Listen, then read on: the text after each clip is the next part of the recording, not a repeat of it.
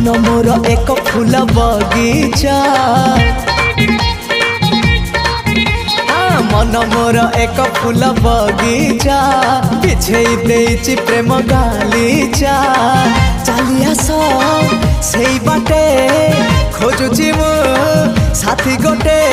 सुंदरी सुरायना ना ना झुमता ना ना ना आस सुनयना झुमता ना ना ना आस सुनयना झुमता ना ना ना ना आस सुनयना झुमता ना ना ना आस सुनयना।